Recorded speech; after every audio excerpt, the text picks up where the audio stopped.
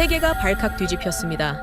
미국 군함도 못 뚫어낸 이란의 기뢰를 한국 혼자 뚫어냈기 때문입니다. 한국 무기를 장난감 취급하며 호르무즈 해협 작전에서 한국을 완전히 배제한 미 해군. 거대 함대가 눈앞에서 반파되고 원유값이 폭등한 상황에서도 그 오만함을 버리지 못했죠. 하지만 바로 그때 대한민국이 움직이기 시작했습니다. 중동에 긴급 파견된 한국산 무기가 이란의 기뢰를 전부 제거했고 고립되어 있던 선박과 선원들을 구해낸 겁니다. 이에 중동연합은 오만한 미국의 등을 돌렸고 한국의 고개를 숙이며 방산 계약을 구걸했죠. 도대체 무슨 일이 벌어진 걸까요? 중동의 바다를 지킨 한국의 비밀 무기, 지금 시작합니다. 천조국 미국이 바다 앞에서 무릎을 꿇었습니다. 이란이 호르무즈 해협을 틀어막았거든요. 글로벌 원유 20%, 천연가스 공급망이 단숨에 끊겼습니다. 3주 만에 유조선 21척이 바닷속으로 사라졌어요. 이라크 원유 저장 탱크가 터졌고 카타르가 비명을 질렀고 쿠웨이트마저 어제부로 생산을 전면 중단했습니다. 국가 부도가 도미노처럼 쓰러지고 있었죠. 우리가 뭘 했느냐고요? 1조 원짜리 최신의 전투함을 들이밀었습니다. 결과는 처참했어요. 작전 개시 10분, 딱 10분 만에 함체가 두 동강 났습니다. 저는 윌리엄 C. 헤이즈, 미 제5함대 사령관이자 미영 연합해군 최고 지휘관입니다. 40년간 바다를 지배해왔다고 자부했어요. 그런 제가 바레인 사령부 브리핑룸 안에서 이란 혁명수비대의 VHF 항해 금지 선포문을 멍하니 듣고 있었습니다. 차가운 페르시아어가 스피커를 타고 흘러나올 때 제 손가락은 파카 만년필 뚜껑을 신경질적으로 돌리고 있었죠. 스크린 오른쪽 끝자락에서 육아 그래프가 수직으로 치솟았습니다. 그 붉은 선이 천장을 뚫을 기세였어요. 2026년 2월 28일 에픽 퓨리 작전이 시발점이었습니다. 미국과 이스라엘이 이란을 동시 타격한 그날 밤 이란 혁명수비대는 단 한마디로 응수했어요. 호르무즈 전면 봉쇄, 전파 방해가 깔리고 해협을 지나던 모든 선박에 회항 명령이 떨어졌습니다. 3월 초순부터 무리하게 해협을 넘으려던 대형 유조선과 컨테이너선이 연쇄 폭발을 일으켰죠. 한 척, 두 척이 아니었습니다. 21척이 불기둥을 뿜으며 가라앉았어요. 브리핑룸 참모가 피해 보고서를 넘길 때마다 숫자가 커졌습니다. 3월 13일 이라크와 카타르의 원유 저장 탱크가 한계 용량을 초과해 터져나가기 시작했다는 보고, 3월 18일 쿠웨이트가 국가 부도의 늪에 빠졌다는 보고, 제 앞에 쌓이는 서류마다 재앙이었어요. 세계 경제의 동맥이 끊긴 겁니다. 중동만의 문제가 아니었습니다. 뉴욕 증시가 휴지 조각이 됐고 런던 선물 시장이 거래를 멈췄어요. 40년간 바다를 호령하며 이런 상황은 상상조차 해본 적이 없었습니다. 3월 19일 저는 직접 카드를 꺼냈습니다. 해협 개방 작전, 인디펜던스급 연안 전투함을 선두에 세웠어요. 1조 원짜리 최신의 함정이었습니다. 펜타곤이 자랑하는 첨단 소나 시스템에 무인 탐색 장비까지 풀세트로 갖춘 놈이었죠. 이 정도면 충분하다고 판단했습니다. 아니, 확신했어요. 그 확신이 10분 만에 산산조각 났습니다. 함체가 정체불명의 기뢰에 맞아 뱃머리부터 찢어졌어요. 위성 영상이 실시간으로 전 세계에 중계됐습니다. 92개국이 미 해군의 자존심이 종이처럼 접히는 장면을 동시에 목격했죠. 브리핑룸 스크린에 거대한 함체가 두 동강 나는 위성 사진이 떴을 때 제 옆에 앉은 참모 셋이 동시에 고개를 돌렸습니다. 참아볼 수 없다는 표정이었어요. 그때 브리핑룸 문이 벌컥 열렸습니다. 기름때를 뒤집어 쓴 사내가 헌병 둘을 밀치고 들어왔어요. 마흐무드 하산, 호르무즈 해협 유조선과 연안 어선연합 노조위원장이었습니다. 바닷바람에 쩍쩍 갈라진 구릿빛 피부에 핏줄이 붉어진 팔뚝이 부들부들 떨리고 있었어요. 하산 선장이 곧장 제 앞으로 걸어왔습니다. 막을 틈도 없었어요. 굵은 손이 제 정복 깃을 움켜쥐었습니다. 당신들 호위만 믿고 나갔다가 내 선원들이 죽었소. 그라인더로 쇠를 가는 듯한 탁하고 거친 목소리가 브리핑룸을 쩌렁쩌렁 울렸어요. 멱살을 잡힌 채 저는 하산 선장의 눈을 봤습니다. 분노만 있는 줄 알았는데 그 밑바닥에 깔린 건 절망이었어요. 가족 같은 선원들을 잃은 사람의 눈이었습니다. 헌병들이 달려들어 하산 선장을 떼어냈지만 제 정복 깃에 남은 기름 자국은 지워지지 않았죠. 그 옆에서 누군가 오열하는 소리가 터져 나왔습니다. 칼리드 알만수르 장관이었어요. 순백의 칸두라를 입은 이 사내는 바레인과 사우디의 국방 및 에너지를 동시에 짊어진 사람이었습니다. 극심한 스트레스로 피골이 상접한 얼굴 위로 근육이 미세하게 경련을 일으키고 있었어요. 알 만수르 장관이 손에 쥐고 있던 흑요석 타스비흐를 바닥에 내동댕이 쳤습니다. 묵직한 구슬이 대리석 위를 대구르르 굴러갔어요. 우리나라가 망합니다. 국가부도에 십자가를 짊어진 사람의 비명이었죠. 장관의 오열이 차에 가시기도 전에 브리핑룸 구석에서 태블릿 PC를 든 사내가 슬쩍 앞으로 나왔습니다. 리처드 벤스, 글로벌 방산업체 에이펙스 디펜스의 수석 부사장이었어요. 숨막히는 사막 한가운데서도 영국제 맞춤 수트에 롤렉스 데이토나를 차고 있는 자였습니다. 벤스가 태블릿을 들이밀며 입을 열었어요. 장관님, 저희 심해 스캐너 패키지를 도입하시면 3개월 안에 해결됩니다. 5조 원이면 됩니다. 나라가 무너지는 이 아비규환 속에서 영업이라니. 제가 벤스를 노려봤지만 그 자는 눈 하나 깜짝하지 않았어요. 탐욕이 누나를 갈아 넣은 사람이었습니다. 저는 하산 선장을 밀쳐낸 뒤 자리에서 일어섰습니다. 40년 해군 인생의 모든 권위를 끌어모았어요. 브리핑룸 안 수십 개의 시선이 제게 쏠렸습니다. 저는 명확하게 선언했어요. 이 바다는 펜타곤의 어떤 매뉴얼로도 답이 없는 악마의 덫이다. 전 함대 즉각 철수한다. 한 점의 망설임도 없었습니다. 아니, 없는 척했어요. 속으로는 심장이 쪼그라들고 있었거든요. 하지만 더 이상의 피해는 용납할 수 없었습니다. 저는 주머니에서 파카 18캐럿 금촉 만년필을 꺼냈어요. 참모가 내민 서류의 제목이 눈에 박혔습니다. 호르무즈 해협 영구 통항 불가 선언. 이 한 줄에 서명하는 순간 전 세계 물류가 마비되고 수십 개국 경제가 나락으로 떨어질 거라는 건 알고 있었죠. 그래도 펜을 눌렀습니다. 카메라 플래시가 터졌어요. 기자들의 셔터 소리가 기관총처럼 쏟아졌습니다. 제 서명이 끝나기도 전에 전 세계 유가가 폭등하기 시작했어요. 서명 잉크가 마르기도 전이었습니다. 대형 스크린에 속보 자막이 붉게 깔렸어요. 뉴욕, 런던, 도쿄, 상하이. 글로벌 증시가 실시간으로 무너지고 있었습니다. 스크린 전체가 핏빛으로 물들었어요. 수조 원을 쏟아부은 천조국 미국조차 이 죽음의 바다 앞에서 두 손 두 발을 다 들고 도망친 겁니다. 제 만년필 끝에서 시작된 서명. 한 줄이 세계 경제의 심장을 멈추게 만들었어요. 브리핑룸 안은 적막했습니다. 하산 선장이 바닥에 주저앉아 두 손으로 얼굴을 감쌌고 알 만수르 장관은 흩어진 타스비흐 구슬을 멍하니 바라보고 있었죠.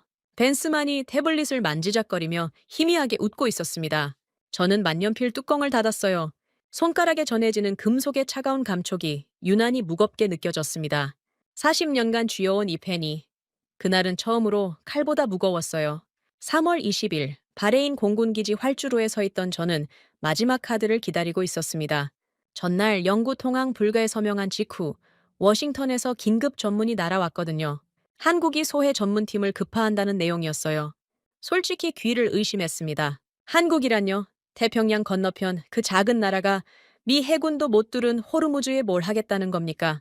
하지만 알 만수르 장관이 지푸라기라도 잡겠다며 수락해버렸어요. 저는 반신반의하면서도 활주로에 나왔습니다. 혹시나 했거든요. 한국이 항모를 빌렸거나 최소한 이지스급 구축함이라도 끌고 오지 않았을까 하는 기대가 있었어요. 어차피 미국이 손뗀 바다입니다. 누군가 대신 망신을 당해줘야 제 체면이라도 살 수 있었으니까요. 활주로 끝자락에서 먼지 기둥이 피어올랐습니다. 거대한 C5 갤럭시 수송기를 예상했는데 흙먼지를 뚫고 나타난 건 낡은 C뱀 3식 수송기 한 대였어요. 프로펠러 4개가 천식 환자처럼 헐떡이며 돌아가고 있었습니다. 동체 여기저기 페인트가 벗겨져 있었고 착륙 충격에 날개 끝이 흔들렸어요. 옆에 서 있던 알 만수르 장관의 표정이 돌처럼 굳었습니다. 저도 할 말을 잃었어요. 수송기 후방 램프가 내려왔을 때 저는 최소한 중장비라도 쏟아져 나오길 바랐습니다. 램프 아래로 미끄러져 나온 건 국산 소해 헬기 2대였어요. 딱 2대. 미 항모 전단에 실리는 헬기의 20분의 1 크기도 안 되는 놈들이 짐짝처럼 내려졌습니다. 그 뒤를 따라 내린 인원은 고작 6명이었어요. 6명. 저는 속으로 숫자를 3번이나 다시 세었습니다. 미 해군이 3,000명을 투입하고도 실패한 작전의 6명이라니 이건 지원이 아니라 모욕이었어요.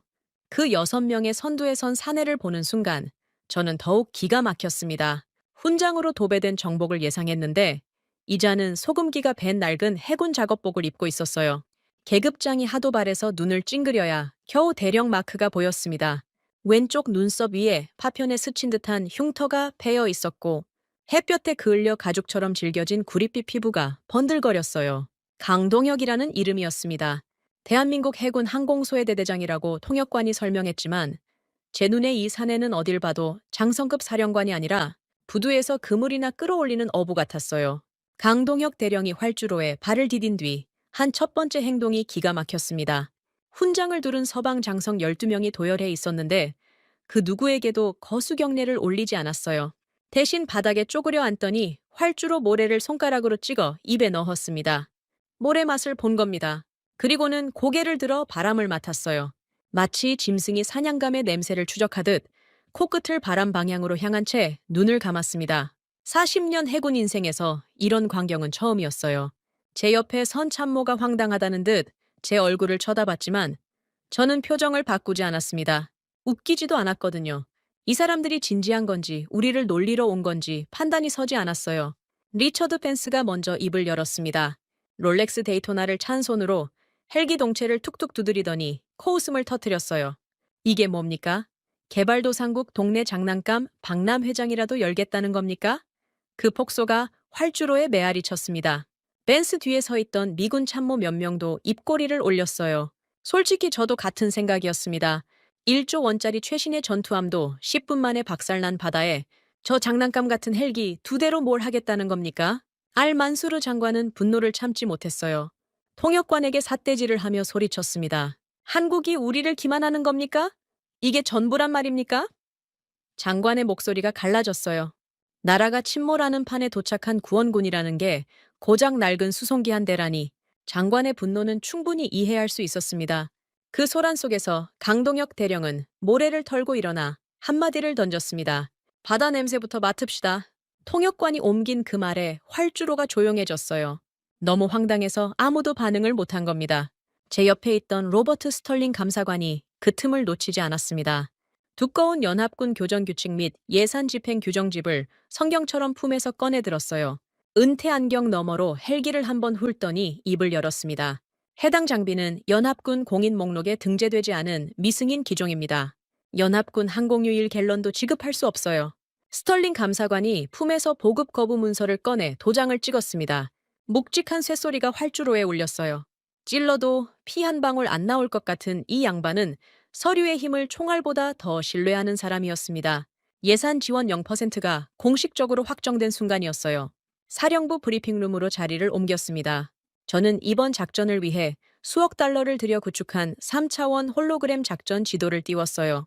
호르무즈 해협 전역의 해저 지형, 조류 데이터, 수온 분포까지 실시간으로 반영되는 펜타곤 최고의 역작이었습니다. 이 지도 하나에 미 해군의 기술력과 자존심이 응축되어 있었죠. 강동혁 대령이 브리핑룸에 들어왔을 때 저는 은연중에 그의 반응을 기대했어요. 경탄이든 위축이든 어떤 형태로든 반응이 있을 거라고 봤습니다. 하지만 강 대령은 홀로그램 테이블을 거들떠보지도 않았어요. 수억 달러짜리 지도가 허공에 빛나고 있는데 이 사람은 창밖만 보고 있었습니다. 유리창 너머로 보이는 호르무즈 해협의 파도를 뚫어지게 응시했어요. 등을 돌린 채 꼼짝도 않는 그 뒷모습에서 무례함이 느껴졌습니다. 참모가 브리핑을 시작하려 했어요. 해협의 기로의 분포 추정도, 조류 패턴 분석, 투입 가능 전력 평가. 슬라이드 첫 장이 뜨자마자 강 대령이 돌아섰습니다. 탁상 공론할 시간 없습니다. 통역관의 목소리가 브리핑룸에 울렸어요. 제 참모가 말문이 막혀 저를 쳐다봤습니다. 40년간 미 해군 사령부에서 브리핑 도중에 말을 자른 사람은 대통령을 포함해 단 한 명도 없었어요. 이 무례한 한국군 대령이 최초였습니다. 분노가 치밀었지만 저는 파카 만년필 뚜껑을 돌리며 참았어요. 어차피 실패할 작전인데 한국이 먼저 나서서 망신당하는 게 제겐 나쁘지 않았거든요. 강 대령은 헬기 2대와 6명의 대원 중 단 한 명만 데리고 회의실을 박차고 나갔습니다. 윤지수라는 젊은 여성 박사였어요. 헝클어진 단발머리에 두꺼운 뿔테 안경을 쓰고 있었는데 며칠 밤을 사온 듯 눈 밑에 짙은 다크서클이 내려앉아 있었습니다. 하지만 눈빛만큼은 달랐어요. 모니터의 레이저 광선처럼 형형하게 빛나는 눈이었습니다. 무거운 군용 터프북을 신체 일부처럼 끌어안고 강 대령의 뒤를 따라갔어요.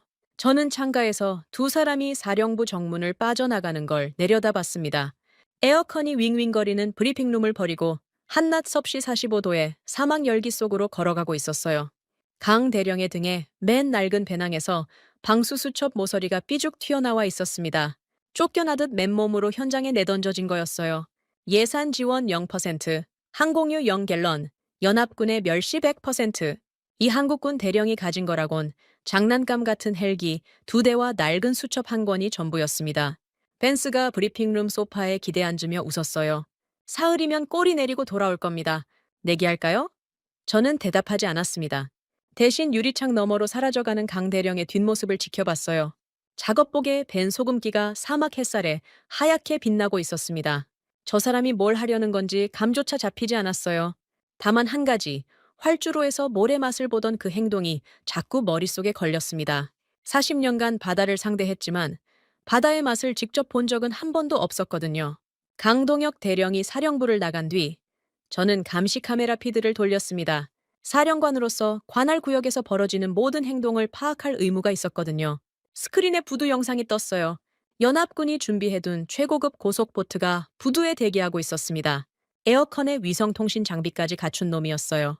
제가 직접 배정을 지시한 보트였습니다. 아무리 한국군이라도 최소한의 편의는 제공해야 체면이 서니까요. 그런데 강 대령이 그 보트를 거들떠보지도 않았습니다. 카메라 화면 속에서 강 대령은 부두 끝자락에 묶여있던 낡은 어선 한 척으로 걸어갔어요.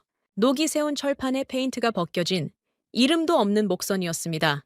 하산 선장의 배였어요. 카메라 앵글을 당겼습니다. 강 대령이 어선 갑판으로 훌쩍 뛰어오르는 게 보였어요. 짐승처럼 가볍게 착지했습니다. 그 순간 선실에서 하산 선장이 뛰쳐나왔어요. 어제 브리핑룸에서 제 멱살을 잡았던 그 사내였습니다. 하산 선장이 강 대령의 작업복 깃을 움켜쥐었어요. 책상머리 군인들은 다 똑같아. 에어컨 밑에서 회의나 처하다가 우리 선원들을 죽이는 놈들이지. 통역관이 없었지만 하산 선장의 분노는 언어가 필요 없었습니다. 온몸으로 쏟아내는 적이었어요. 강 대령은 멱살을 잡힌 채 미동도 하지 않았습니다. 저항도 변명도 없었어요. 그저 잡힌 채로 서 있었습니다. 하산 선장의 시선이 아래로 내려갔어요. 자신이 움켜쥔 강 대령의 손이 보였던 겁니다.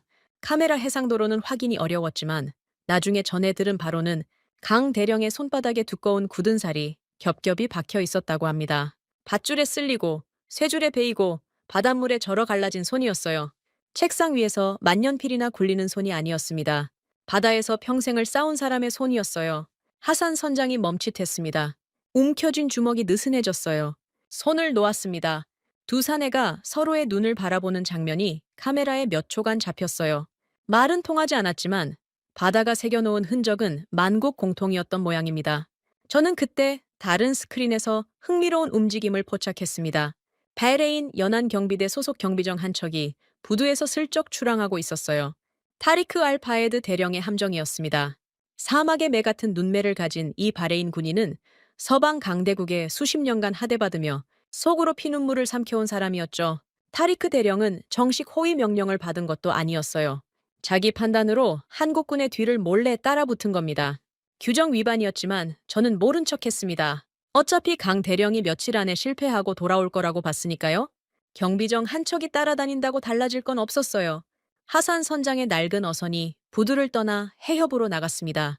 위성 추적으로 배의 이동 경로를 지켜봤어요. 이상한 점이 있었습니다. 강 대령은 헬기를 단 한 대도 띄우지 않았어요. 수억 원짜리 장비를 가져와 놓고 쓰지 않다니 대체 뭘 하겠다는 건지 이해가 안 됐습니다. 위성 영상을 최대로 확대하자 갑판 위에 엎드린 사람의 윤곽이 잡혔어요. 강 대령이었습니다. 뱃머리에 배를 깔고 엎드려서 바닷물에 맨손을 담그고 있었어요. 손을 넣었다 빼고 다시 넣었다 빼는 동작을 반복했습니다. 처음엔 뭘 하는 건지 감을 못 잡았어요. 나중에야 알았습니다. 바닷물 온도를 재고 있었던 겁니다.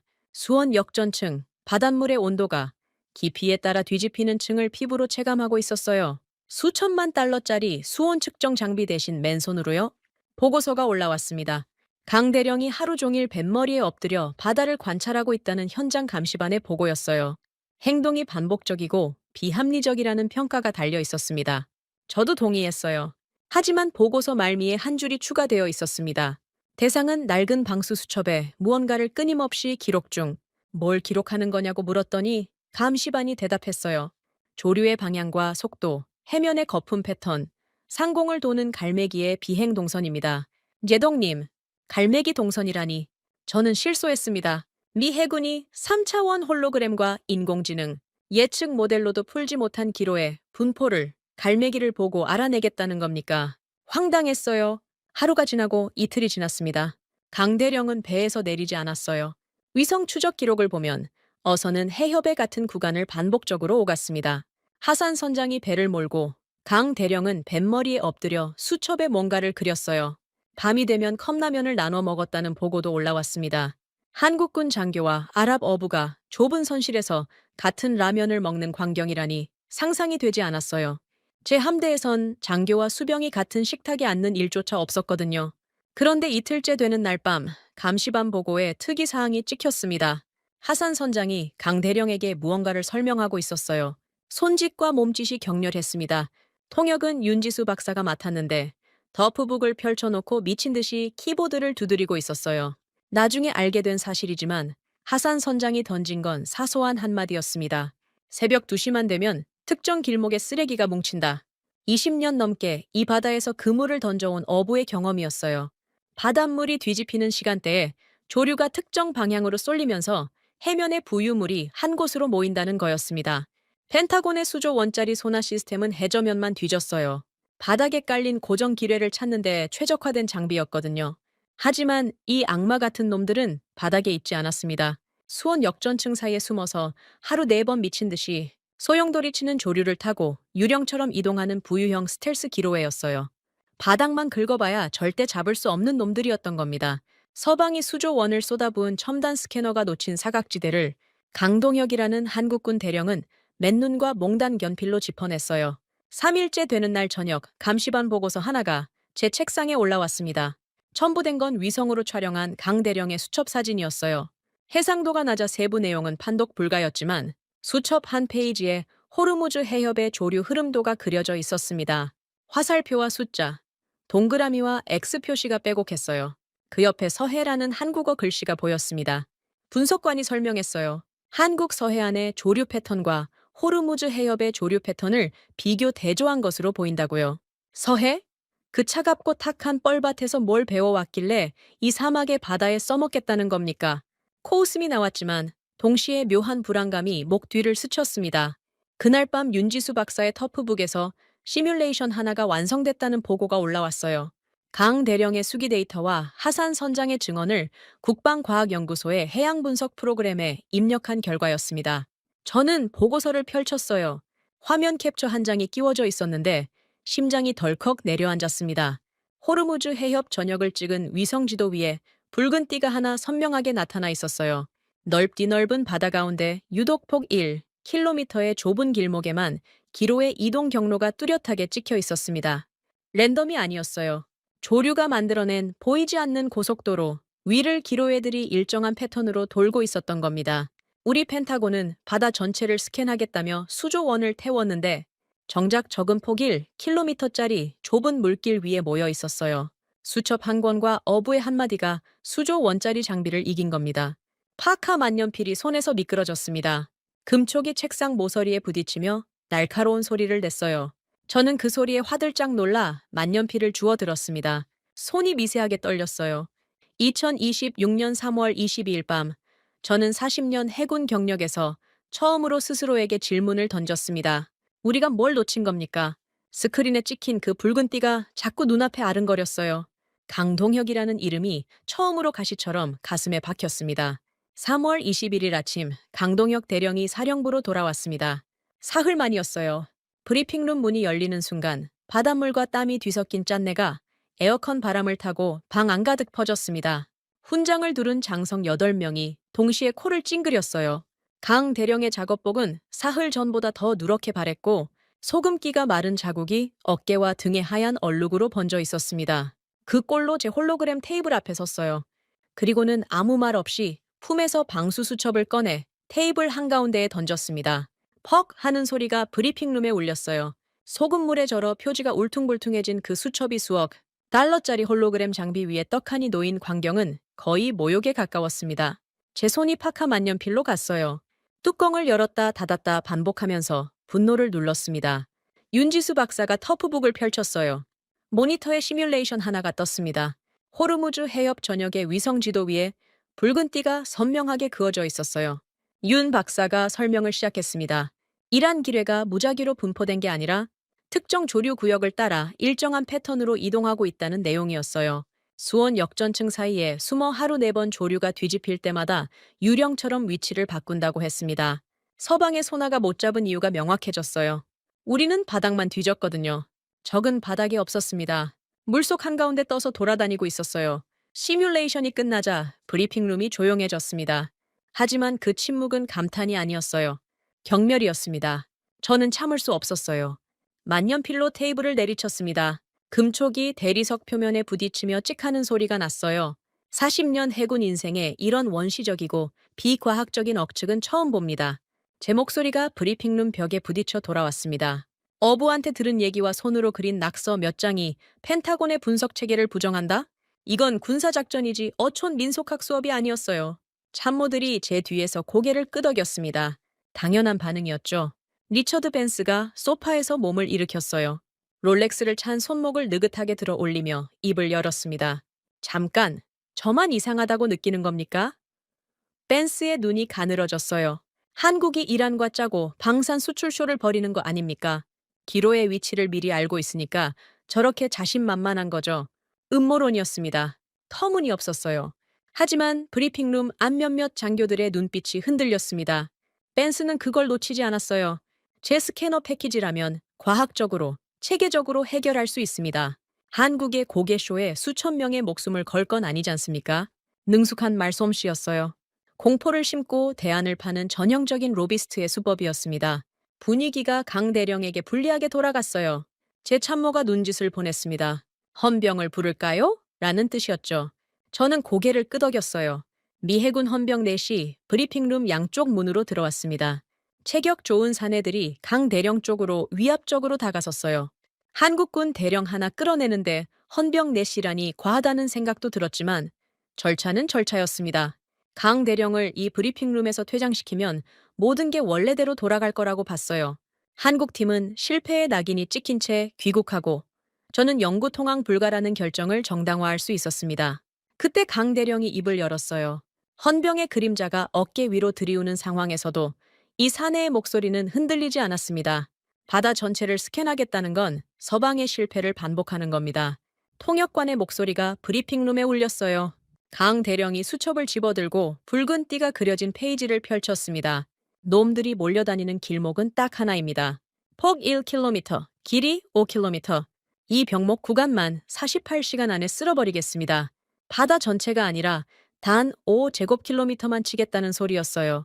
미 해군이 수백 제곱킬로미터를 대상으로 잡고도 실패한 작전을 한국군 대령은 바늘 구멍만 한 구역으로 압축해버린 겁니다. 브리핑룸이 술렁였습니다. 헌병들이 강 대령의 팔을 잡으려 손을 뻗었어요. 그 순간 알 만수르 장관이 자리에서 벌떡 일어났습니다. 잠깐! 장관의 외침에 헌병들이 멈칫했어요. 알 만수르 장관의 얼굴은 며칠 사이에 더 깊게 패여 있었습니다. 흑요석 타스비우를 새로 구했는지 왼손에서 구슬이 맹렬하게 돌아가고 있었어요. 장관이 강 대령을 똑바로 쳐다봤습니다. 48시간이라고 했소? 통역관이 옮겼어요. 강 대령이 고개를 끄덕였습니다. 장관의 눈에 마지막 불씨 같은 빛이 스쳤어요. 그리고는 제가 예상 못한 말을 내뱉었습니다. 요스! 48시간을 주겠소. 하지만 실패하면 당신은 무사히 고국 땅을 밟지 못할 것이오. 그 말에 제 등골이 서늘해졌어요. 중동식 협박이었습니다. 목숨을 담보로 잡은 조건부 승인이었어요. 강 대령은 표정 하나 바꾸지 않았습니다.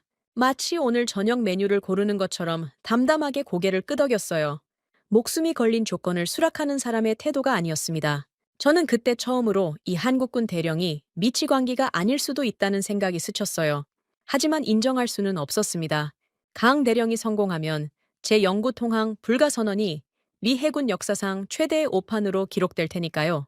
알 만수르 장관의 승인이 떨어지자 강 대령과 윤 박사가 브리핑룸을 나갔습니다. 활주로로 향했어요. 2대의 소해 헬기가 사흘째 먼지를 뒤집어 쓴 채 서 있었습니다. 정비 요원 넷이 달라붙어 프로펠러를 점검하고 있었어요. 이륙 준비가 시작된 겁니다. 저는 브리핑룸 창가에 서서 활주로를 내려다봤어요. 헬기 엔진이 걸리는 소리가 유리를 타고 희미하게 들려왔습니다. 그때 활주로 끝에서 검은 점 하나가 나타났어요. 로버트 스털링 감사관이었습니다. 은퇴 안경에 꽉 조인 넥타이, 두꺼운 규정집을 팔에 끼고 활주로를 가로질러 걸어왔어요. 헬기 앞까지 다가온 스털링 감사관이 양팔을 벌려 이륙 경로를 물리적으로 가로막았습니다. 품에서 서류 한 장을 꺼내 들었어요. 미승인 장비 통제서. 연합군 공인 목록에 없는 장비에 작전 투입을 금지하는 공식 문서였습니다. 이 서류가 철회되지 않는 한 이 헬기는 단 1cm도 움직일 수 없습니다.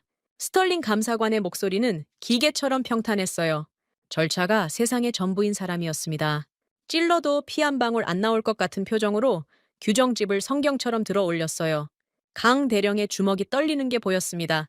하지만 손을 올리지는 않았어요. 48시간의 시계가 째깍거리는데 자기 나라도 아닌 타국 활주로에서 발이 묶인 겁니다. 윤 박사가 터프북을 움켜쥔 채 입술을 깨물었어요. 엔진이 공회전하는 소리가 허공에 아프게 울렸습니다. 그 순간 활주로 반대편에서 차량 엔진 소리가 들려왔어요. 군용 지프 세대가 먼지를 일으키며 질주해왔습니다. 선두 차량에서 뛰어내린 건 타리크 알파예드 대령이었어요. 바레인 연안경비대 총사령관, 사막의 매 같은 눈매를 한 이 사내가 허리춤에서 글록 19 권총을 뽑아들었습니다. 뒤따라 내린 경비대원 10여 명도 일제히 무장을 해제하지 않은 채 스털링 감사관을 에워쌌어요.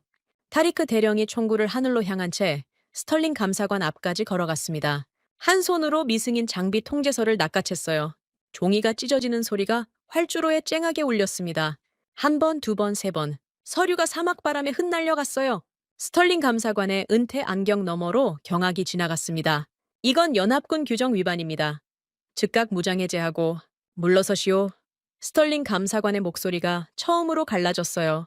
하지만 타리크 대령은 물러서지 않았습니다. 글록의 안전장치를 풀며 한마디를 내뱉었어요. 이 바다는 당신들의 규정집이 아니라 우리의 목숨입니다. 경비대원들이 양쪽으로 도열해 헬기까지의 이륙 경로를 열었어요. 타리크 대령의 눈가가 붉었습니다. 수십 년간 서방에 하대받으며 삼킨 피눈물이 이 순간 터져나온 거였어요. 자기 조국의 바다를 지키겠다는 한국군을 위해 자기 나라 군인이 자기 목숨을 걸고 길을 연 겁니다. 강 대령이 타리크 대령을 바라봤습니다. 두 사내의 시선이 사막 한가운데서 마주쳤어요. 말은 없었습니다. 강 대령이 먼저 거수 경례를 올렸어요. 타리크 대령이 권총을 홀스터에 꽂으며 경례를 받았습니다. 저는 브리핑룸 창가에서 그 장면을 지켜보고 있었어요. 파카 만년필이 손가락 사이에서 미끄러졌지만 잡지 않았습니다. 바닥에 떨어지는 소리가 멀게 들렸어요. 활주로에서 헬기 프로펠러가 회전수를 올리기 시작했습니다. 국산 소해 헬기 2대가 먼지를 뿜으며 활주로를 박차고 올라갔어요. 서방의 경고도, 펜타곤의 매뉴얼도, 감사관의 규정집도 전부 뒤로 밀려났습니다. 사막의 열기를 가르며 한국 헬기가 호르무즈 해협 상공으로 사라질 때 저는 창가에 선 채 움직이지 못했어요. 가슴 한구석에서 뭔가가 갈라지는 소리가 났습니다. 헬기가 이륙한 건 3월 21일 오후였습니다. 48시간의 시계가 돌아가기 시작했어요. 저는 브리핑룸 옆 통제실로 자리를 옮겼습니다. 미 해군의 위성 피드와 해협 감시 레이더가 실시간으로 돌아가는 방이었어요. 한국 헬기가 성공하든 실패하든 저는 그 순간을 직접 확인해야 했습니다. 실패하면 영구 통항 불가 선언의 정당성이 굳어지고 성공하면 제 40년 경력에 지울 수 없는 흠집이 패이는 거였어요. 어느 쪽이든 제 눈으로 봐야 했습니다. 시범구역 상공에 도착한 한국 헬기가 호버링을 시작했다는 보고가 들어왔어요. 강 대령이 지목한 폭이 1km, 길이 5km의 병목 구간이었습니다. 위성 화면을 당기자 헬기 하부에서 푸른 빗줄기가 수면을 향해 쏘아 내려지는 게 보였어요. 청색 광학 레이저였습니다. 참모가 설명했어요. 한국이 독자 개발한 수중 투시 시스템으로 일반 소나와 달리 탁한 바닷물을 광학적으로 투과해 부유물의 형상을 직접 읽어내는 장비라고요. 원리는 이해했지만 확신은 없었습니다. 호르무즈 해협의 뻘물이 서해만큼 탁하진 않아도 수온 역전층이 빛을 굴절시킬 가능성은 충분했거든요. 저는 커피를 한 모금 마시며 스크린을 응시했습니다. 10시간이 지났어요. 모니터는 잠잠했습니다. 헬기가 구역을 반복적으로 선회하며 레이저를 쏘아대는 영상만 단조롭게 이어졌어요. 아무것도 잡히지 않았습니다. 20시간째 변화 없음. 30시간째 여전히 변화 없음. 통제실 안제 참모들의 표정이 점점 느슨해졌어요. 긴장이 풀린 게 아니라 예상대로라는 안도감이었습니다. 한국군이 실패하고 있었으니까요. 저도 속으로 같은 생각을 하고 있었어요. 역시 어부의 한마디에 기댄 도박이었다고. 수첩에 낙서한 것만으로 바다를 읽을 수 있다면 펜타곤은 진작에 문을 닫았을 거라고. 리처드 벤스가 통제실에 나타난 건 32시간째였습니다.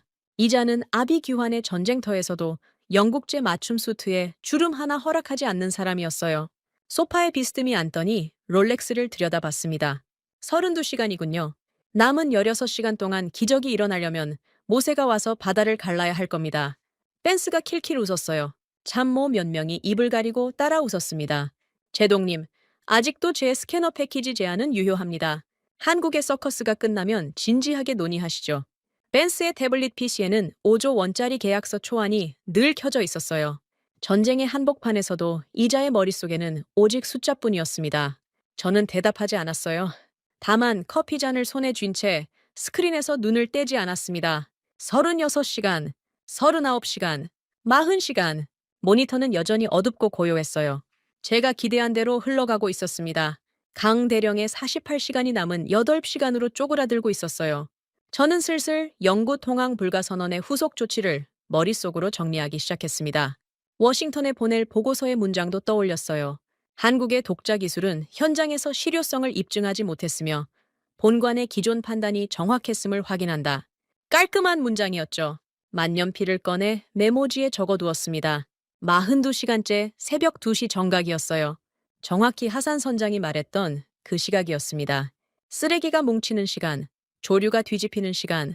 저는 그때 커피를 다시 따르려고 머그잔을 들고 있었어요. 통제실 구석에서 전자음이 울렸습니다. 윤지수 박사의 터프북에서 나는 소리가 통신 채널을 타고 들어온 거였어요. 단속적인 비프음이 빨라지더니 연속적인 경보음으로 바뀌었습니다. 참모 하나가 의자를 박차고 일어났어요. 제동님! 제 시선이 스크린으로 꽂혔습니다.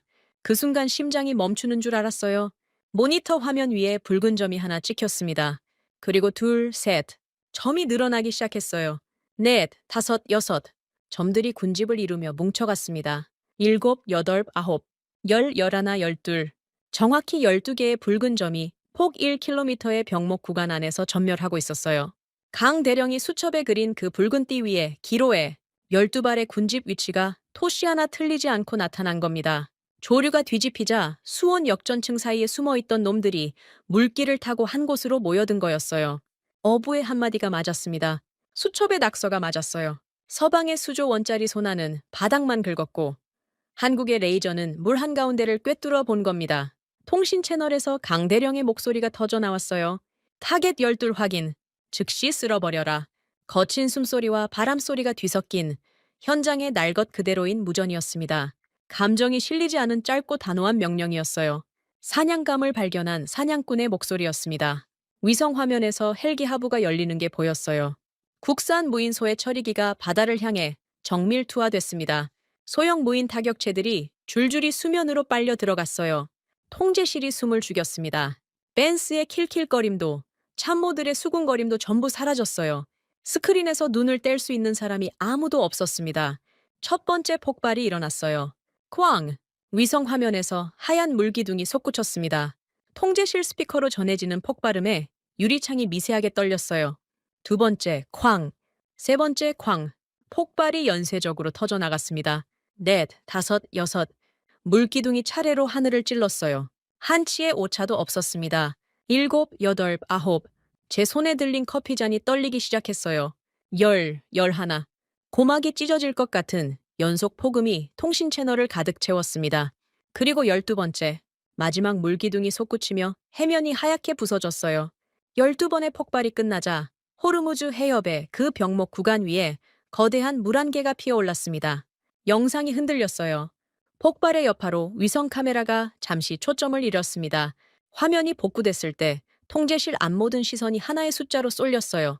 스크린 상단의 기로에 잔존율이 실시간으로 갱신되고 있었습니다. 숫자가 내려가고 있었어요. 83, 67, 42, 25. 데이터가 정리되며 숫자가 뚝뚝 떨어졌습니다. 그리고 마지막 수치가 확정됐어요. 0%. 시범 구역 기로에 잔존율 0%. 그 숫자 옆에 초록색 불빛이 번쩍 들어왔습니다. 통항 안전. 제가 이틀 전 영구 통항 불가를 선언하며 붉게 물들였던 바로 그 구간에 초록빛이 켜진 겁니다. 제 서명이 틀렸다는 증거가 스크린 위에서 빛나고 있었어요. 커피잔이 손에서 미끄러졌습니다. 40년간 어떤 전장에서도 손에 든 걸 놓친 적이 없었어요. 태평양에서 대서양까지 미사일이 머리 위를 스치는 순간에도 제 손은 흔들리지 않았습니다. 그런 제 손가락이 세라믹 머그잔을 붙잡지 못했어요. 잔이 바닥에 부딪히며 깨졌습니다. 갈색 커피가 대리석 바닥 위로 번졌어요. 아무도 그걸 치우지 않았습니다. 아무도 저를 쳐다보지도 않았어요. 스크린에서 눈을 뗄 수가 없었으니까요. 통신 채널을 통해 바깥 소리가 흘러 들어왔습니다. 백고동 소리였어요. 한 척이 아니었습니다. 두 척, 세 척, 수십 척의 백고동이 동시에 울려 퍼지고 있었어요. 해협 인근에서 대기하고 있던 하산 선장과 어민들이 망원경으로 물기둥을 지켜보고 있었던 겁니다. 백고동 사이로 사람들의 함성이 뒤섞였어요. 아랍어와 힌디어와 우르두어가 뒤엉킨 바다 위의 포효였습니다. 3주 동안 동료를 잃고 생계를 잃고 바다를 빼앗긴 사람들의 목소리였어요. 그 소리가 통신 채널을 가득 채울 때 통제실안은 정반대의 정막이었습니다. 알 만수르 장관이 움직였어요. 의자에서 내려와 통제실 바닥에 무릎을 꿇었습니다. 이마를 대리석에 대고 엎드렸어요. 기도였습니다. 알라에게 올리는 감사의 기도. 순백의 칸두라가 바닥에 펼쳐졌고 장관의 어깨가 격하게 떨리고 있었어요. 흐느끼고 있었습니다. 국가부도의 벼랑 끝에서 매달릴 줄 하나가 내려온 거였어요. 며칠째 맹렬하게 돌리던 타스비흐 구슬이 바닥에 놓여 있었습니다. 더 이상 돌릴 필요가 없어진 거였죠. 벤스의 웃음기가 사라졌어요. 킬킬거리던 입꼬리가 내려앉고 태블릿 PC를 쥔 손이 미세하게 경련을 일으키고 있었습니다. 5조 원짜리 계약서, 초안이 켜져 있던 화면을 황급히 껐어요. 아무도 벤스를 보고 있지 않았지만 이자는 자기 계산이 틀어졌다는 걸 본능적으로 알아챈 겁니다. 제 발밑에 깨진 커피잔 파편이 흩어져 있었어요. 갈색 액체가 구두 끝자락까지 번졌지만 닦을 생각이 나지 않았습니다. 미 해군이 수조 원을 쏟아붓고도 도망친 바다를 한국군이 단 42시간 만에 뚫어냈어요. 낡은 수첩과 몽당 연필, 어부의 한마디, 그리고 장난감이라고 비웃던 헬기 2대로요. 저는 주머니에서 파카 만년필을 꺼냈습니다. 금촉 위에 맺힌 잉크 자국이 유난히 검게 보였어요. 이틀 전 이 펜으로 서명한 영구 통항 불가 선언서가 떠올랐습니다. 그 서명이 얼마나 성급하고 오만한 것이었는지 스크린 위에 초록빛이 가차없이 증명하고 있었어요. 만년필 뚜껑을 닫았습니다. 금속이 맞물리는 딸깍 소리가 깨진 커피잔의 파편 위로 메마르게 울렸어요. 승리의 맛은 채 6시간도 가지 못했습니다. 3월 23일 이른 아침, 통제실 창밖이 이상했어요. 해가 떠야 할 시각인데 하늘이 점점 어두워지고 있었습니다. 처음엔 구름인 줄 알았어요. 그런데 구름치고는 색깔이 틀렸습니다. 붉었어요. 지평선 끝에서 시뻘건 벽이 밀려오고 있었습니다. 통제실 기상 담당관이 의자를 박차고 일어났어요. 샤말입니다. 10년 만에 대형 모래폭풍이 접근 중입니다. 그 말이 떨어지기 무섭게 창밖의 하늘이 완전히 뒤집혔어요. 붉은 모래가 벽처럼 들이닥치며 시야를 집어삼켰습니다. 활주로가 사라졌어요. 해협이 사라졌어요. 세상 전체가 핏빛 안개 속으로 빨려 들어갔습니다. 사령부 건물이 흔들렸어요. 바람 소리가 포효처럼 울렸습니다. 모래 알갱이가 유리창을 때리는 소리가 총알 세례 같았어요. 기상 데이터가 실시간으로 갱신됐습니다. 풍속 초속 35m, 가시거리 50m 미만, 예상 지속시간 미확인. 저는 곧바로 해협 감시 레이더를 확인했어요. 화면이 노이즈로 가득했습니다. 붉은 모래 입자가 전파를 산란시켜 레이더가 사실상 먹통이 된 겁니다. 위성 화면도 마찬가지였어요. 해협 전체가 붉은 장막에 덮여 아무것도 보이지 않았습니다. 한국 헬기의 위치, 신호만 점 하나로 깜빡이고 있었어요. 새벽에 12발을 날려버린 그 헬기가 아직 구역 상공에 떠 있었습니다. 통신 채널이 열렸어요. 윤지수 박사의 목소리가 들려왔습니다. 레이저 투과율 0%.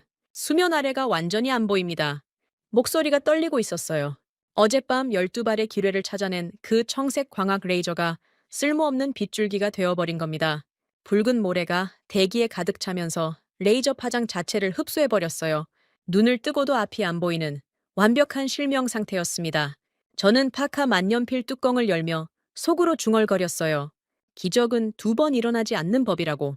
심장이 다시 뛰기 시작했습니다. 패배의 심장 박동이 아니라 정당성을 되찾는 안도감이었어요. 그런데 자연재해보다 더 끔찍한 보고가 들어왔습니다.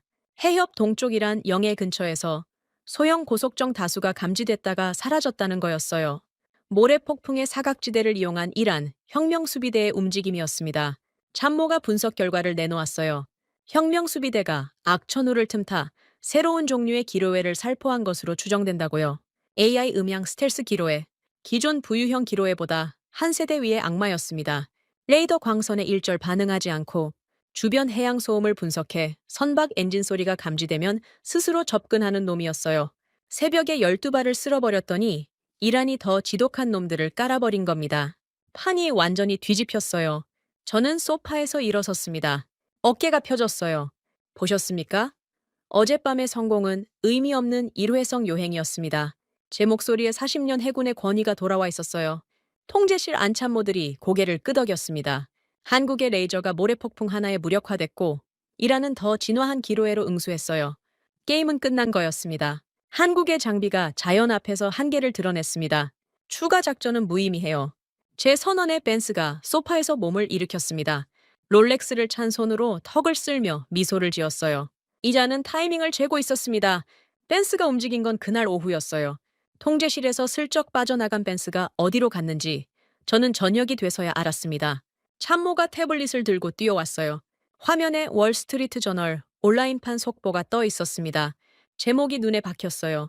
한국 무기의 치명적 결함, 호르무즈 1차 성공은 조작된 행운이었나. 익명의 방산 전문가를 인용한 기사였습니다.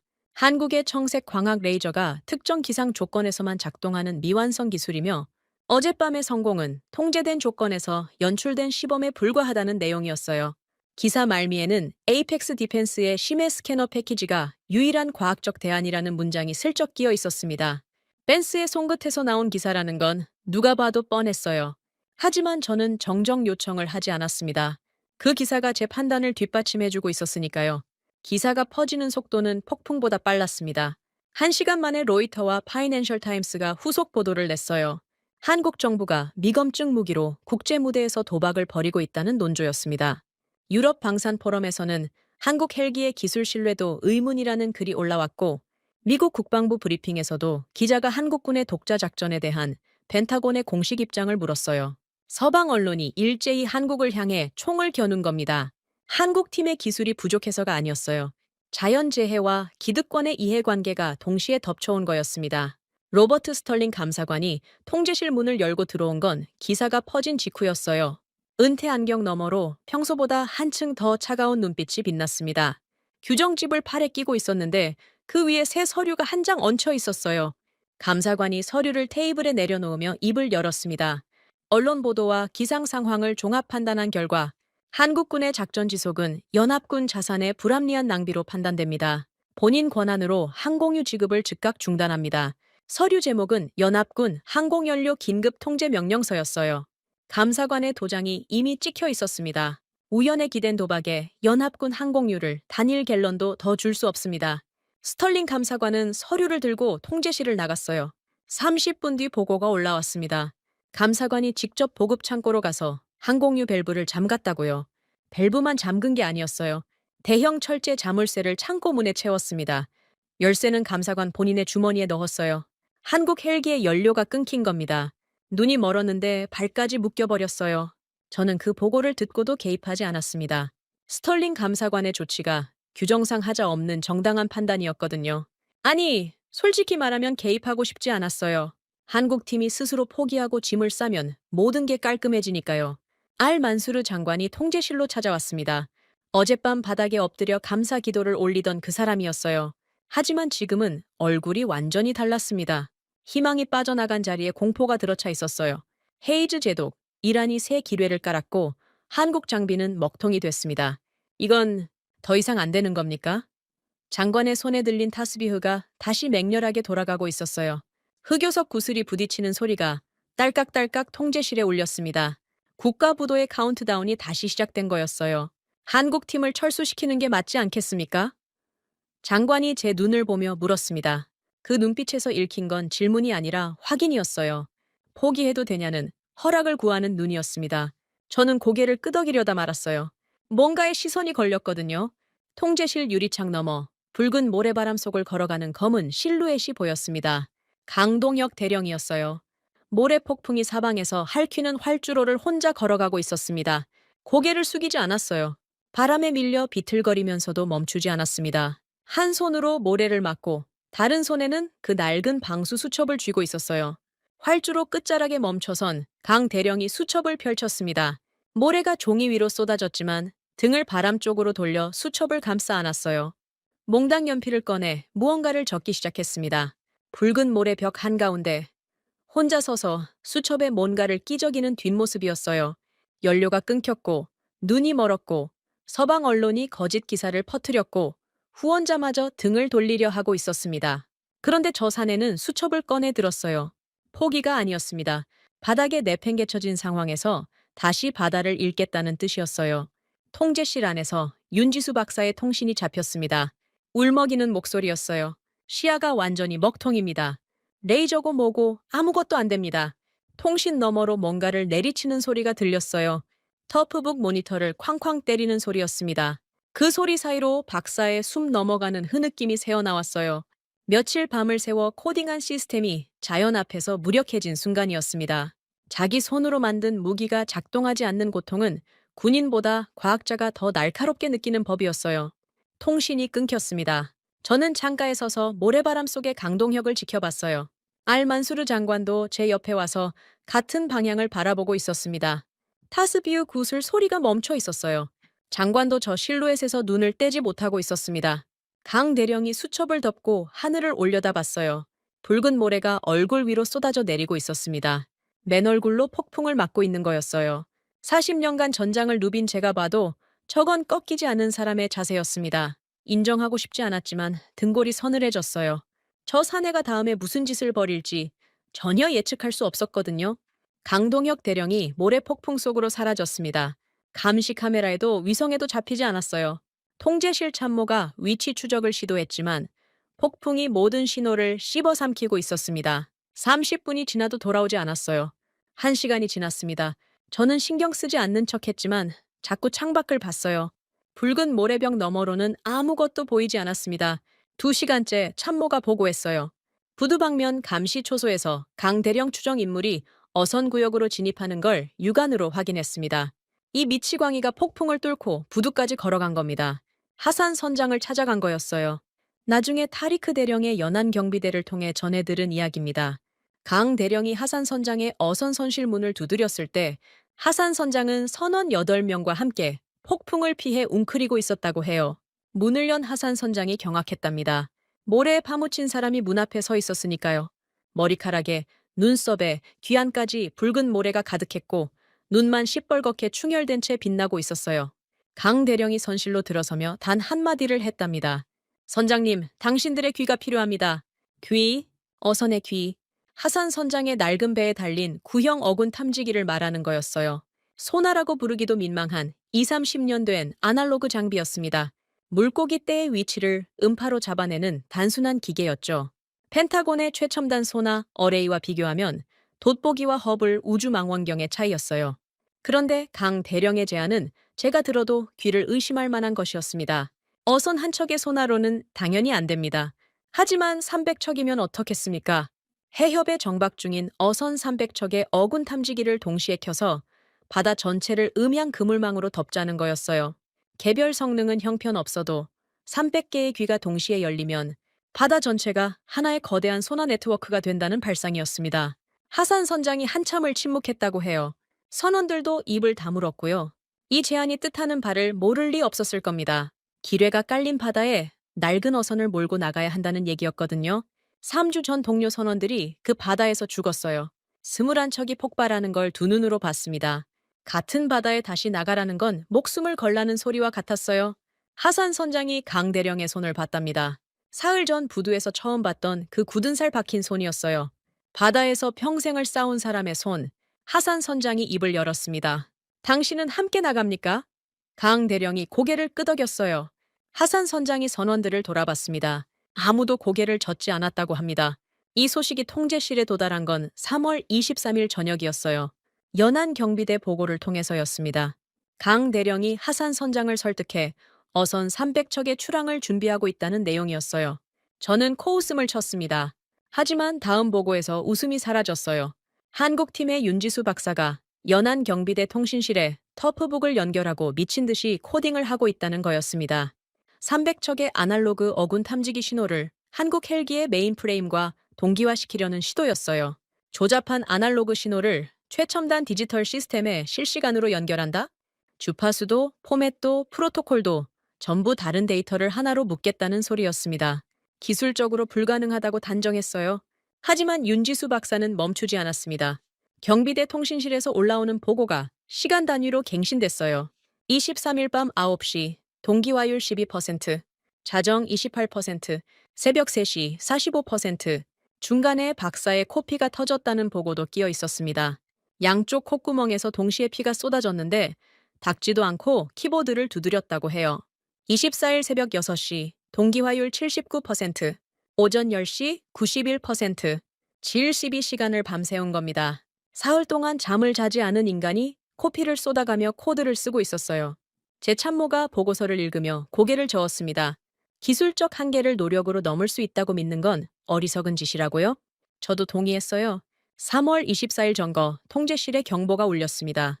연안 경비대 주파수로 타리크 대령에 무전이 잡혔어요. 한국 헬기 이륙을 준비 중이다. 보급 창고에 접근한다. 스털링 감사관이 의자에서 벌떡 일어났습니다. 창고는 제가 잠갔습니다. 자물쇠의 열쇠는 제 주머니에 있어요. 감사관이 헌병 6명을 대동하고 보급 창고로 달려갔습니다.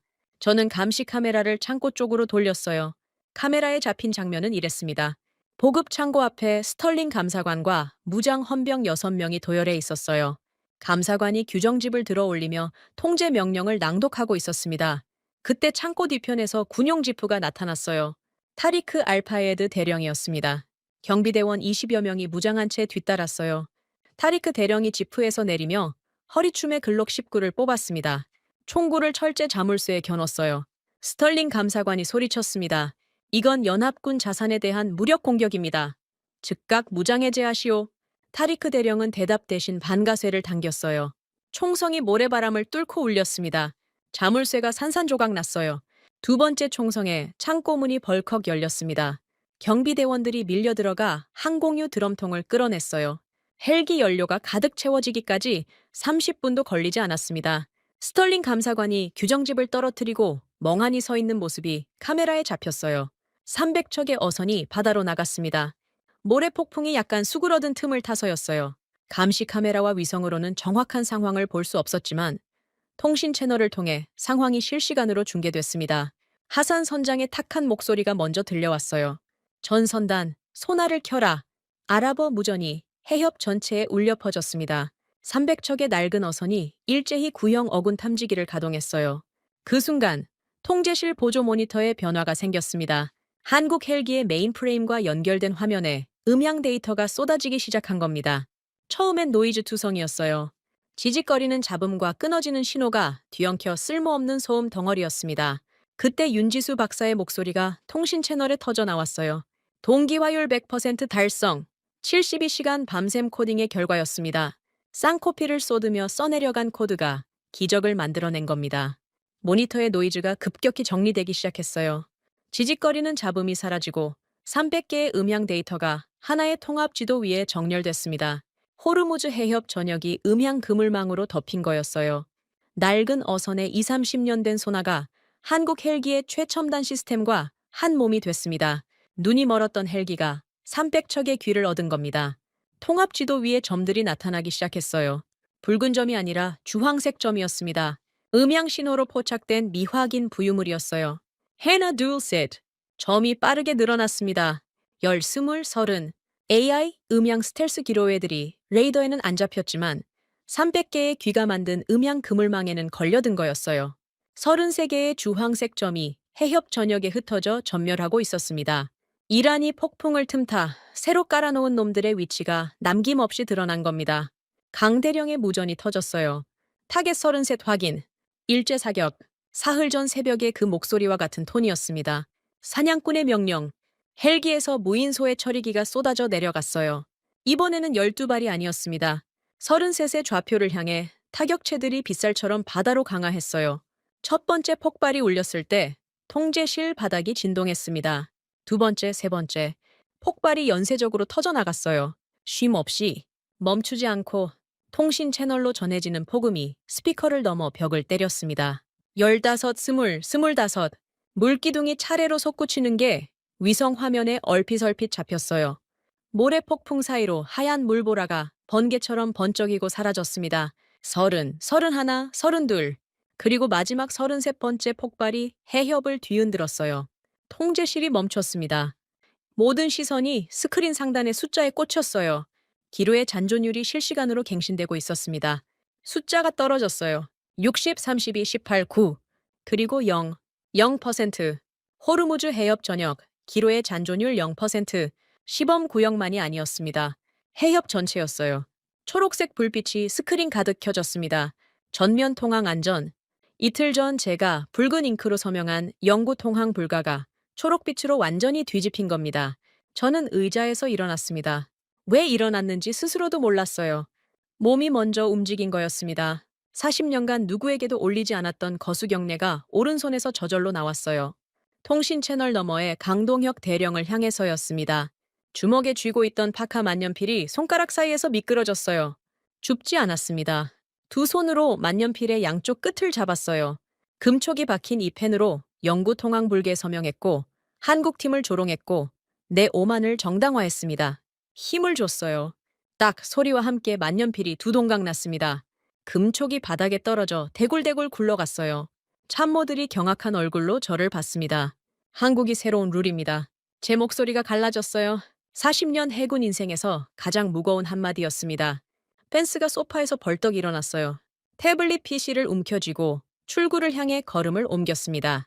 하지만 브리핑룸 문 앞에 바레인 경찰 둘이 서 있었어요. 타리크 대령이 불러놓은 겁니다. 서방 언론에 날조 기사를 유포해 연합군 작전을 방해한 혐의였어요. 벤스의 롤렉스 데이토나가 형광등 아래서 마지막으로 번쩍였습니다. 이건 오해입니다. 저는 미국 시민입니다. 벤스의 비명이 복도에 울렸지만 아무도 돌아보지 않았어요. 경찰이 벤스의 양팔을 잡고 끌고 나갔습니다. 태블릿 PC가 바닥에 떨어져 화면이 깨졌어요. 5조 원짜리 계약서 초안이 산산조각난 액정 위에서 마지막으로 깜빡이다 꺼졌습니다. 스털링 감사관이 통제실 구석에 서 있었어요. 규정집을 품에 안은 채 미동도 하지 않고 있었습니다. 그 앞 테이블에 서류 한 장이 놓여 있었어요. 한국군 항공소의 작전 최우수 성공 보고서. 참모가 가져다 놓은 거였습니다. 이 서류에 감사관의 승인 도장이 찍혀야 작전이 공식적으로 성공으로 인정됐어요. 감사관의 손이 떨리고 있었습니다. 은퇴 안경 너머의 눈이 서류와 스크린 사이를 오갔어요. 스크린에는 초록빛이 가득했고 서류에는 빈 칸 하나가 감사관의 도장을 기다리고 있었습니다. 떨리는 손으로 도장을 집었어요. 찍었습니다. 묵직한 쇳소리가 울렸어요. 규정과 절차의 세계에 갇혀 살던 이 사내가 현실 앞에 무릎을 꿇은 소리였습니다. 바로 어제 3월 24일 아침이었습니다. 통제실에서 밤을 새운 저는 창밖을 보고 숨을 멈췄어요. 모래 폭풍이 거짓말처럼 걷혀 있었습니다. 하늘이 쪽빛으로 쩍 갈라져 있었어요. 해협 위로 쏟아지는 햇살이 수면을 다이아몬드처럼 부수고 있었습니다. 이틀 전까지 핏빛 지옥이던 바다가 거울처럼 잔잔했어요. 그 수면 위로 검은 점들이 움직이고 있었습니다. 유조선이었어요. 한 척이 아니었습니다. 두 척, 다섯 척, 열 척, 초대형 유조선 수십 척이 일렬로 줄을 지어 해협을 통과하고 있었어요. 백고동이 울렸습니다. 한 척이 울리자 다음 척이 받았고 그 다음 척이 이어받았어요. 해협 전체가 백고동의 합창으로 진동했습니다. 3주 동안 죽음의 바다였던 호르무즈가 다시 숨을 쉬기 시작한 겁니다. 통제실 스크린에 실시간 육아 그래프가 떠 있었어요. 붉은 선이 수직으로 떨어지고 있었습니다. 사흘 전 천장을 뚫을 기세로 치솟던 그 선이 급전직하했어요. 뉴욕, 런던, 도쿄, 상하이. 전 세계 증시가 동시에 초록색으로 뒤집혔습니다. 해협 통항 재개 확인이라는 속보 자막이 스크린 하단을 쉴 새 없이 흘렀어요. 세계 경제의 심장이 다시 뛰기 시작한 겁니다. 제가 3일 전 서명 한 줄로 멈춰 세웠던 그 심장을 한국군 대령 하나가 되살려 놓았어요. 부러진 만년필 조각이 아직 통제실 바닥에 굴러다니고 있었습니다. 참모가 치우려 했지만 저는 말렸어요. 그냥 두라고 했습니다. 제 오만의 자네였으니까요.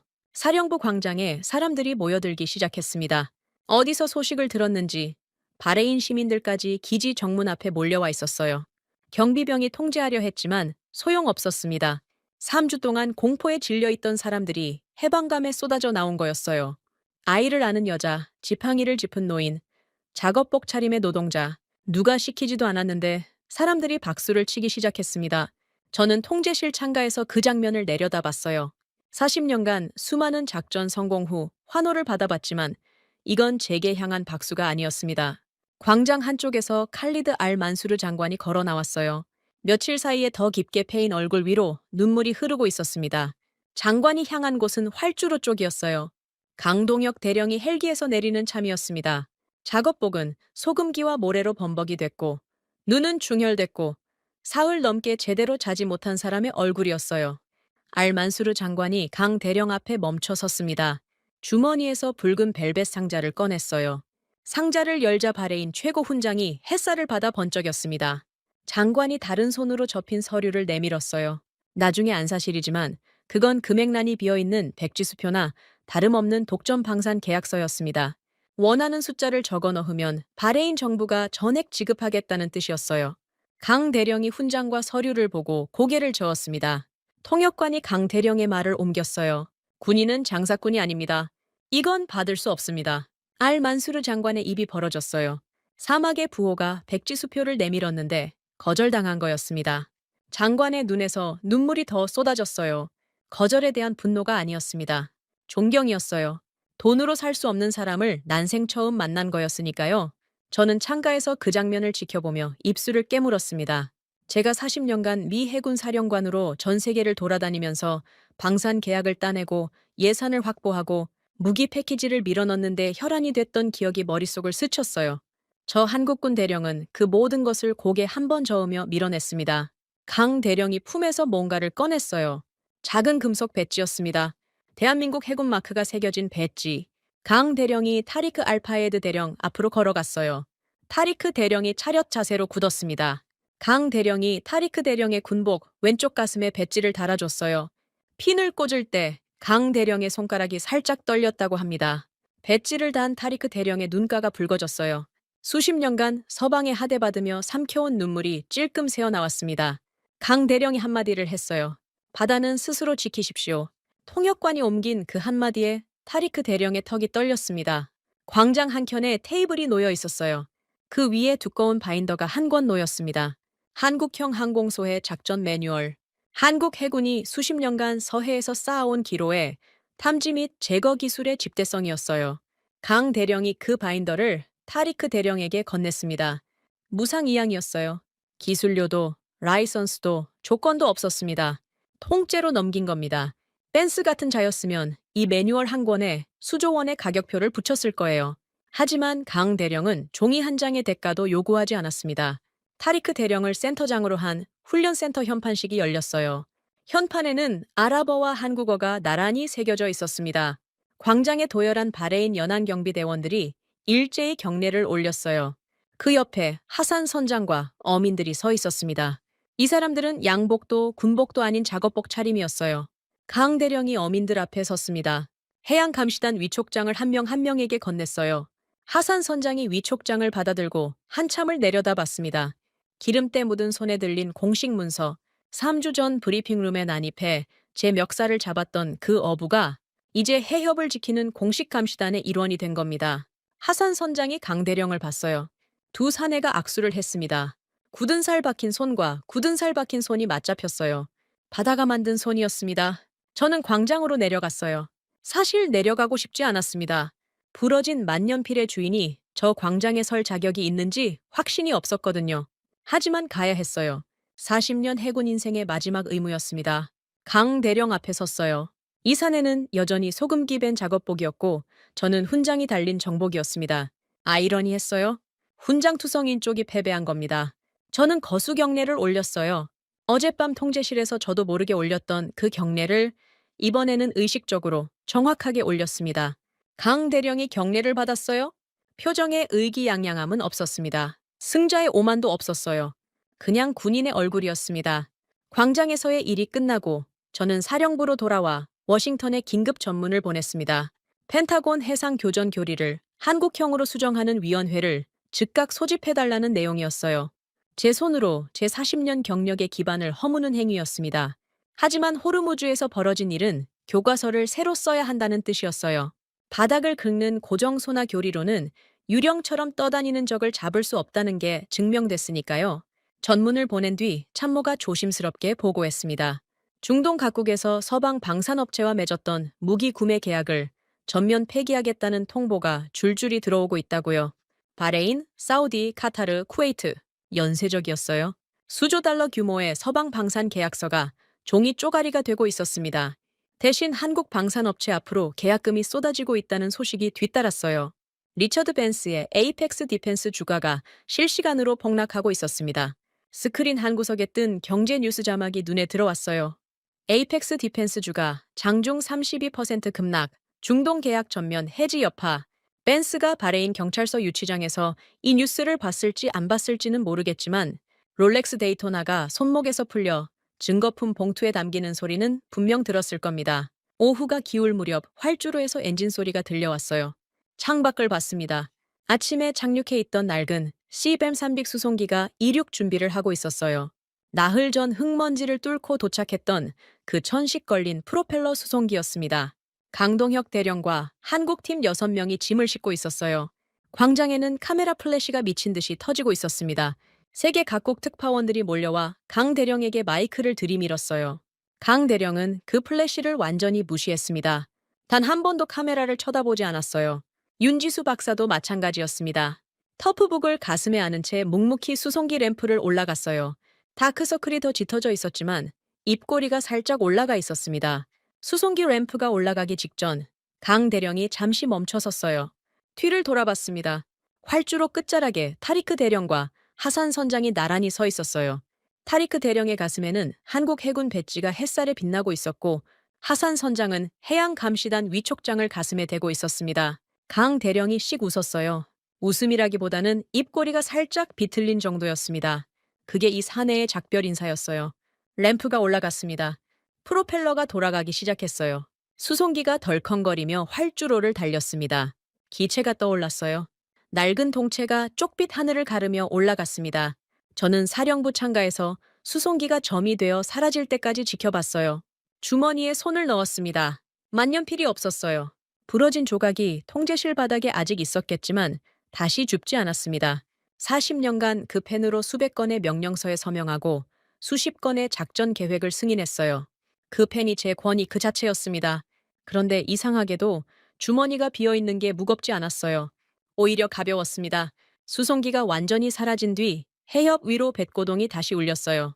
유조선 한 척이 안전하게 해협을 빠져나가며 긴 한 번의 고동을 울린 겁니다. 그 소리가 사령부 유리창을 타고 제 귀에 닿았을 때 저는 40년 해군 인생에서 한 번도 느끼지 못했던 감각을 알아챘어요. 패배의 무게가 아니었습니다. 수조 원을 쏟아부은 천조국 미국이 도망친 바다를 낡은 수첩과 헬기, 2대로 되살린 사내가 돈도 훈장도 거부하고 조용히 떠나버렸어요. 고기를 잡아준 게 아니라 낚시하는 법을 남겼습니다. 그리고 전 세계 바다의 룰이 바뀌었어요. 한국이 새로운 기준이 됐습니다. 뱃고동 소리가 길게 여운을 남기며 해협 위로 퍼져나갔어요. 강동혁 대령이 맛을 봤던 그 모래의 짠내가 바람에 실려 창틈으로 새우며 들었습니다. 저는 빈 주머니에 손을 넣은 채 한참을 서 있었어요. 지금까지 대한민국의 감동을 전하는 감동 윤아였습니다. 다음 영상에서 더 재미있고 감동적인 대한민국의 이야기로 찾아뵙겠습니다. 선배님들 좋은 하루 되세요.